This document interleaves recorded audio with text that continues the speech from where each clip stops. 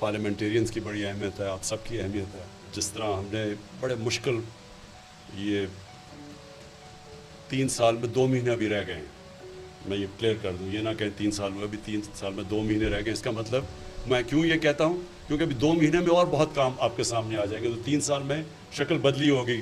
اب 2 مہینے پہلے تو نہیں آپ ایکسپیکٹ کر رہے تھے کہ آج بجٹ میں اس طرح کا بجٹ آئے گا. تو اس لیے ہر ایک مشکل وقت سے ہم شروع ہوئے. جو ایک ہارڈ ورک کیا تھا, ایک مشکل اکانومی ملی تھی, ایک نئی ٹیم نے کافی سٹرگل کر کے آہستہ آہستہ اب آپ کا اپر ہینڈ آ گیا. اب آپ دیکھیں گے کہ انشاءاللہ یہ اگلے 2 مہینے تک جب ہمارے 3 سال کمپلیٹ ہوں گے تو اور آپ مضبوط اور کانفیڈنٹ فیل کریں گے. جو ہم نے کوششیں کی تھی ریفارمز کی اکانومی کے اندر, ابھی بھی انسٹیٹیوشنل ریفارمز میں جو کوشش کرتے جا رہے ہیں, یہ آہستہ آہستہ اب اس طرف جا رہی ہیں جبکہ لوگوں کو رزلٹس نظر آئیں گے. اور میں اس کے اندر اپنی اکانومی کی ٹیم کو خاص طور پہ خراج تحسین پیش کرنا چاہتا ہوں. ایک بینکرپٹ اکانومی, مقروض ملک, ایک گھر کے اوپر قرضے چڑھے ہوں, کرایہ دار ہر طرف سے پیسے مانگنے آ رہا ہو, کبھی کوئی سبزی والا, کبھی کرائے, کبھی اسکول کے پیسے. اس ماحول کے اندر ایک سروائیو کرنا, پھر سٹیبلائز کرنا اور پھر 4% گروتھ ریٹ دکھانا, یہ بہت بڑی ہماری ساری اکانومی کی جو ٹیم تھی ان کی بہت بڑی کامیابی ہے. تو میں جتنے بھی ہماری ٹیم نے شرکت کی ہے یہاں تک پہنچنے کی, میں آج اپنی قوم کی طرف سے آپ سب کو خراج تحسین پیش کرتا ہوں. ایک ایشو رہ گیا مہنگائی کا, اور مہنگائی کا بڑا سب سے زیادہ تکلیف دہ ایشو اس لیے ہے کہ عام آدمی کی زندگی متاثر ہوتی ہے اس سے, اور وہ بھی کھانے پینے کی چیزوں میں. تو یہ بھی ایک ہمارے لیے بڑا چیلنج رہا ہے.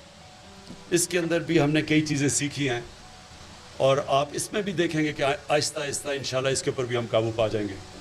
اس میں جو سب سے بڑا مسئلہ ہمیں ہوا وہ یہ کہ پاکستان جو اب تک کھانے پینے کی چیزیں ایکسپورٹ کرتا تھا, وہی پاکستان کو اب چیزیں امپورٹ کرنی پڑ گئی ہیں. ہماری آبادی اتنی تیز بڑھ گئی ہے کہ اس کے باوجود کہ ہم نے ریکارڈ 3 فصلیں پاکستان کی تاریخ میں ریکارڈ تھیں, چاول, مکئی اور گندم, اور جو گنا تھا وہ 2nd ہائیسٹ تھا پاکستان کی تاریخ میں جو اس باری پروڈکشن ہوئی ہے.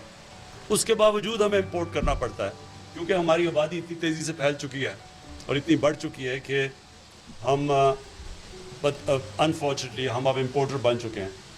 اس کے لیے بھی آپ کے لیے اب ایگریکلچر کے لیے ایک نیا پلان لے کے آ رہے ہیں کہ جو ہم اپنی پروڈکٹیوٹی اب بڑھائیں. اپنے ایگریکلچر سیکٹر کو ہم نے ریئلائز کیا ہے کہ جب تک ہم اس کے اوپر اب توجہ نہیں دیں گے, آگے یہ مزید اور پرابلمز آتے رہیں گے. ہم اپنے لوگوں کے لیے اتنا نا اناج پیدا کر سکتے ہیں, تو اس کے لیے ہمیں اور زیادہ ایگریکلچر کے اوپر, پروڈکٹیوٹی کے اوپر کام کرنا پڑے گا, اور وہ ہم کر رہے ہیں.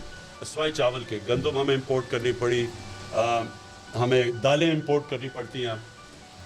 ہمیں جو سب سے بڑا مسئلہ ہے کوکنگ آئل, ایڈیبل آئل, وہ اب ہمیں امپورٹ کرنا پڑتا ہے. تو یہ جو ساری چیزیں ہم امپورٹ کرتے ہیں, اس کا انفارچونیٹلی جیسے اور ساری دنیا میں ان کی قیمتیں اوپر چلی گئی ہیں. میرے خیال میں آپ کو یہ بتا سکیں گے, خسرو آپ بتا سکیں گے کہ ان ساری چیزوں کی کموڈیٹیز میں پچھلے 40 سال میں ان کی قیمتیں انٹرنیشنلی سب سے زیادہ بڑھی. تو یہ ہمارے لیے مسئلہ ہے. دوسرا ہمارا پرابلم یہ ہے کہ ہمارا جو کسان اگاتا ہے اپنی پیداوار ہوتی ہے, اور اس کے اندر اور جو ریٹیل میں بہت بڑا فرق ہے. اور اس کے لیے بھی اب ہم نے ایک نئی سسٹم لے کے آئے ہیں, اور یہ چائنیز کرتے ہیں آپ یہ کہ انہوں نے ورچوئل مارکیٹس بنا دیے کہ جو کسان کو ڈائریکٹلی ریٹیلر کے ساتھ انہوں نے کنیکٹ کر دیا. تو بیچ میں اتنا زیادہ پروفٹ مارجن رہی ہے اب تک, تاکہ جو بیچارہ کسان کو پیسے بھی پورے نہیں ملتے, اور ادھر دوسری طرف جو کہ شہر میں اور جو چیزیں خریدتے ہیں وہ بہت زیادہ اس کے اندر پروفٹ 300, 400, 500% پروفٹ مارجن ہے. تو اس کے لیے بھی اب ہم یہ جو بیچ میں گیپ ہے یہ اس کے لیے پورا پلان کر رہے ہیں. یہ ہمارا اصل مسئلہ جو رہا ہے ابھی بھی ہے مہنگائی کا. اس کے لیے ایک بڑا زبردست پروگرام آ رہا ہے, وہ آپ کو ایک احساس پروگرام ہے. ثانیہ نشتر نے پورا 90% سارا ڈیٹا پاکستان کا اکٹھا کر لیا. تو ہم ڈائریکٹلی نیچے 46% لوگ جو نچلا طبقہ ہے اس کو آپ ڈائریکٹ سبسڈی دیا کریں گے. یہ ایک بالکل ایک ریولوشنری چیز ہے.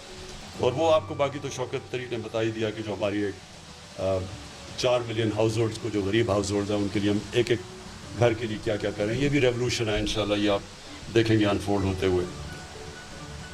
تو میں آخر میں صرف یہ کہوں گا کہ یہ جو مشکل وقت تھا, میں آپ کو پورے اعتماد سے کہہ سکتا ہوں کہ وہ ماشاءاللہ وہ اب ہمارے پیچھے رہ گئے ہیں. آگے اب آپ کو امپروومنٹس اور ریفارمز نظر آتی رہیں گی. کیونکہ جب ریفارمز کا مطلب کیا ہوتا ہے؟ ریفارمز کا مطلب ہی یہ ہوتا ہے کہ جب آپ چینج لے کے آتے ہیں تو کوئی لوگ جو کہ سسٹم سے فائدہ اٹھا رہے ہوتے ہیں وہ ریزسٹ کرتے ہیں.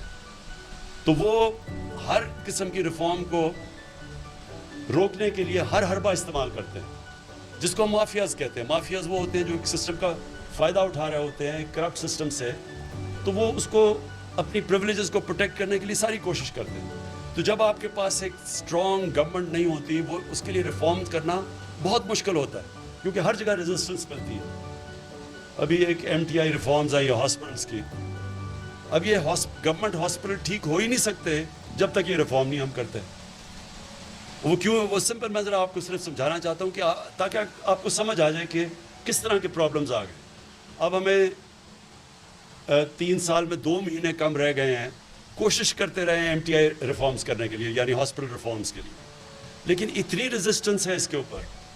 اور یہ کیا کرنے کی کوشش کر رہے ہیں کہ گورنمنٹ ہاسپٹل کو وہ مینجمنٹ سسٹم مل جائے جو پرائیویٹ ہاسپٹل میں ہے, یعنی سزا اور جزا ہو جائے جو کہ پرائیویٹ ہاسپٹل میں. کیوں پرائیویٹ ہاسپٹل بہتر علاج کرتا ہے, وہاں اگر کوئی کام کرتا ہے تو اس کو پروموشن ملتی ہے, جو نہیں کرتا اس کو نکال دیتے ہیں. گورنمنٹ ہاسپٹل میں یہ نہیں ہے.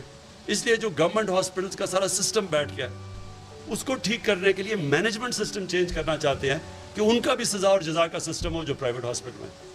اب 3 سال میں 2 مہینے کم ہے, ابھی تک ہم لگے ہوئے ہیں اس کو امپلیمنٹ کرنے کے لیے. اتنی ریزسٹنس ہے اس کے لیے. اور پھر یہ جو PMC انہوں نے نکالا ہے کہ جو میڈیکل کالجز ہیں ان کی سٹینڈرڈ ٹھیک کی جائے. میڈیکل کالجز کے اندر اگر آپ ڈاکٹرز کو صحیح معنی میں ٹرین اور ان کی سٹینڈرڈ نہیں ہوگی تو سوچیں کہ ڈاکٹرز لوگوں کی زندگی موت کے فیصلے کرتے ہیں. لیڈی ریڈنگ ہاسپٹل میں 3-4 سال پہلے جو کارڈیولوجی کی انسٹیٹیوٹ تھی, جو ہارٹ کی انسٹیٹیوٹ تھی, اس کی مورٹیلٹی ریٹ یعنی 100 اگر مریض جاتے تھے 24 مر جاتے تھے. تو اس کے اوپر وہ لیڈی ریڈنگ ہاسپٹل نے اس کو نکالا, ان کا MTI ان کا بورڈ آف گورننس تھا, انہوں نے اس کو نکالا, وہ جا کے اسٹے آرڈر لے آیا. اب خود سوچ لیں کہ کیسا وہ کارڈیولوجی انسٹیٹیوٹ کا ڈاکٹر ہوگا جو 24 مریض مر جاتے ہیں 100 میں سے. سو اس لیے اس کی ریفارمز چاہیے, کیونکہ غریب آدمی گورنمنٹ ہاسپٹل میں جاتے ہیں, وہ بیچارے ان کی سوتا کوئی نہیں ہے. اور اس ریفارمز کے لیے اتنی مشکل پڑ رہی ہے, وہ جو PMC آرڈیننس بھی تھا اس کو بھی چینج کر کے ہاسپٹلس کی میڈیکل کالجز کی سٹینڈرڈائزیشن, کیونکہ وہاں بڑے 2 نمبر میڈیکل کالجز بنے ہوئے ہیں جو ڈگریز دیتے ہیں, جس سے ہماری آپ کو پتہ ہے باہر ڈاکٹرز کی وہ اب مانتے نہیں ہیں. کئی جگہ پہ ہماری پتہ نہیں سعودی عربیہ میں 5000 ڈاکٹرز کو انہوں نے کام کی ڈگری نہیں مانتے. تو اس لیے کوشش کی جا رہی ہے, اس کو ریزسٹنس مل رہی ہے میڈیکل کالج. میں صرف آپ کو مثال دے رہا ہوں کہ کس طرح کے پرابلمز آتے ہیں. اور یہ جب آپ ریفارم کرنے جاتے ہیں, یا تو ایک ہی سسٹم چلاتے جائیں کوئی فرق نہیں پڑتا, لیکن جب آپ ریفارم کریں گے, ریفارمز کے لیے ایک مضبوط گورنمنٹ کی ضرورت ہے. اور مجھے خوشی یہ ہے کہ جو ہمارا سب سے بڑا ہمارے اگینسٹ شروع سے انہوں نے کہا نااہل گورنمنٹ ہے اور اس کو سمجھ نہیں ہے اور کو کچھ نہیں ہے. گورنمنٹ کی اس وقت اکنامک پرفارمنس ہے, اگر آپ ایویلیویٹ کریں ساری دنیا کے اندر ملکوں میں جو کہ کرونا کے سچویشن سے گزری ہیں, ان کی کمپیریزن کریں, آپ کو حیرت ہوگی کہ پاکستان ان چند ملکوں میں سے ہے جو کرونا کے باوجود جس نے 4% گروتھ ریٹ, اور بڑے مشکل وقت میں 4% جس کی آج گروتھ ریٹ ہے. تو میں آپ کا پھر سے آج آپ کو خوش آمدید کہتا ہوں یہاں, اور آپ کا یہ جو 3 سال میں 2 مہینے رہ گئے ہیں, اس میں جو بھی آپ نے ہر سچویشن میں, مشکل وقت میں, ووٹ آف کانفیڈنس میں, ہر جگہ جب آپ سارے آپ کھڑے ہوئے ہیں, آپ سب کا بھی شکریہ کرتا ہوں. اور اپنے ایلائز کا, خاص طور پہ میں اپنے ایلائز کا شکریہ ادا کرنا چاہتا ہوں. ہر مشکل وقت پہ آپ ہمارے ساتھ کھڑے ہیں, بہت بہت شکریہ.